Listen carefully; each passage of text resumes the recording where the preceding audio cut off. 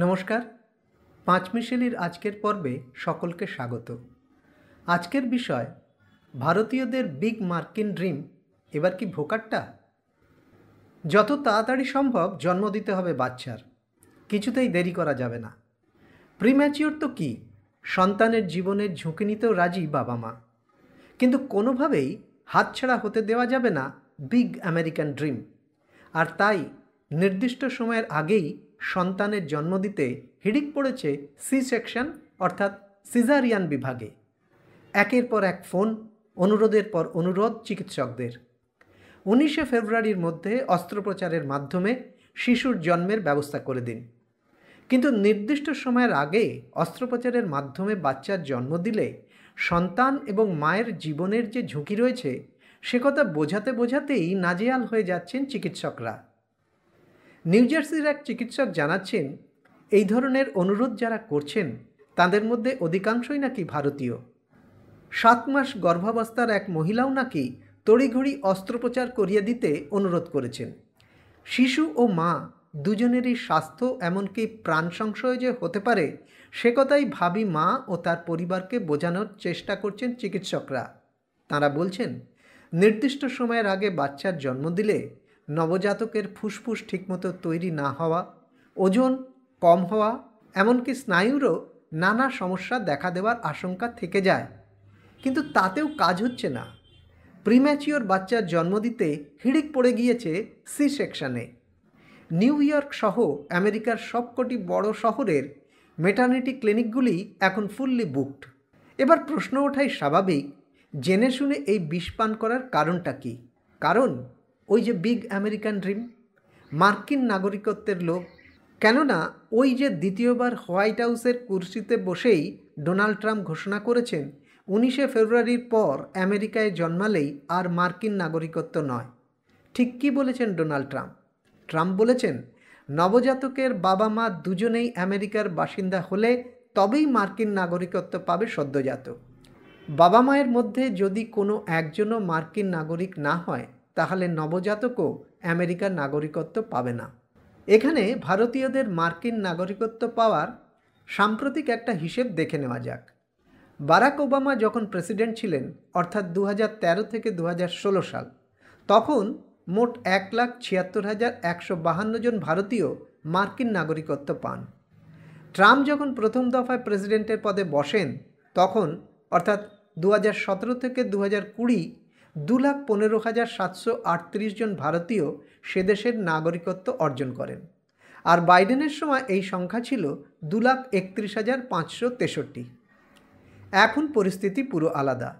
এবারের ভোটে ট্রাম্পের প্রধান প্রতিশ্রুতি ছিল অবৈধ অভিবাসী ফেরত পাঠানো। ইতিমধ্যে সেই কাজ তারা শুরু করে দিয়েছে। অবৈধ অভিবাসীর খোঁজে এমনকি গুরুদ্বারেও তল্লাশি চালানো হচ্ছে। এরই মধ্যে 88 জন ব্রাজিলীয়কে ফেরত পাঠানো হয়েছে। অবৈধ অভিবাসী ফেরত পাঠানো নিয়ে চাপানুতর শুরু হয়েছে কলম্বিয়ার সঙ্গে। সাধারণভাবে আমেরিকার নাগরিকত্ব পেতে সেদেশে 5 বছর বসবাস করতে হয়। 5 বছরের মেয়াদ কমে 3 হবে যদি কেউ কোনো আমেরিকার নাগরিককে বিয়ে করেন। এখন আর এসব নিয়মের কেউ ধার ধারবেন বলে মনে হয় না। তাই নাগরিকত্ব পেতে সবাই এত মরিয়া।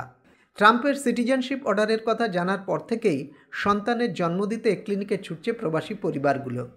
তথ্য অনুযায়ী নিউ ইয়র্কে মাসে গড়ে 2,500 প্রিম্যাচিওর ডেলিভারি হয়। এই মুহূর্তে সেখানে 25,000 পরিবার প্রিম্যাচিওর ডেলিভারির জন্য নাম লিখিয়েছে। তথ্য বলছে এদের মধ্যে একটা বড় অংশই আমেরিকায় থাকা ভারতীয় পরিবার। প্রিম্যাচিওর ডেলিভারির জন্যে এখন 4-5 গুণ রেট নিচ্ছে ক্লিনিকগুলো। তাতেও পিছপা হচ্ছেন না অনেকেই, কারণ ওই যে বিগ আমেরিকান ড্রিম। আর এত সহজে কি মার্কিন নাগরিক হওয়ার স্বপ্ন হাতছাড়া করা যায়? মার্কিন মুলুকে দ্বিতীয়বার ক্ষমতায় এসেই 157 বছরের সংবিধানে বদল আনার কথা ঘোষণা করেছেন ডোনাল্ড ট্রাম্প।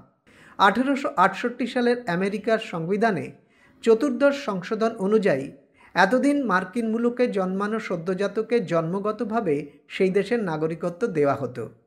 ওই সন্তানের 21 বছর পূর্ণ হলে বাবা মায়েরও আমেরিকায় পাকাপাকিভাবে থাকার সুযোগ পাওয়ার সম্ভাবনা তৈরি হতো। কিন্তু ট্রাম্পের নয়া ফরমান কার্যকর হলে 19শে ফেব্রুয়ারি থেকে আমেরিকায় বসবাসকারীদের সন্তান আমেরিকায় জন্মালেও আর সে দেশের নাগরিকত্ব পাবে না। আমেরিকার বৈধ স্থায়ী নাগরিক না হলে সামাজিক সুরক্ষার নম্বর, সরকারি সুবিধে এবং আইনগতভাবে কাজ করার অধিকার থেকে বঞ্চিত হবে।